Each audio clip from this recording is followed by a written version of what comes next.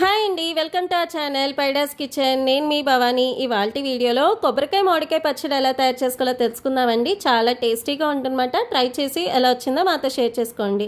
ఇక్కడ చూపించిన విధంగా ఒక మిక్సీ జార్లోకి కట్ చేసి పెట్టుకున్న కొబ్బరికాయ ముక్కలు, అలాగే 10 పచ్చిమిరపకాయలు, అలాగే చిటికెడు పసుపు, ఉప్పు వేసుకుని దీన్ని ఫైన్ పౌడర్లో చేసుకుంటున్నాం అన్నమాట.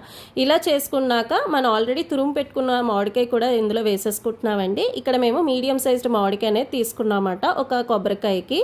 ఇలా తీసుకున్నాక ఇది బాగా పేస్ట్ చేసుకున్నామండి. దీన్ని పక్కన పెట్టుకుని ఉంచుకోవాలన్నమాట. ఈ కొబ్బరికాయ మామిడికాయ పచ్చడి కుడుముల్లోకి, అన్నంలోకి, దోశల్లోకి చాలా బాగుంటుందండి. ఎవ్రీ ఇయర్ వినాయక చతుర్థికి కుడుములతో పాటు కొబ్బరికాయ మామిడికాయ పచ్చడి చేసుకోవడం మా ఇంట్లో అలవాటండి. ఆ రెండింటి కాంబినేషన్ చాలా టేస్టీగా ఉంటుందన్నమాట. మీరు ఎవరైనా ట్రై చేయకపోతే ఖచ్చితంగా ట్రై చేయండి, చాలా టేస్టీగా ఉంటుంది.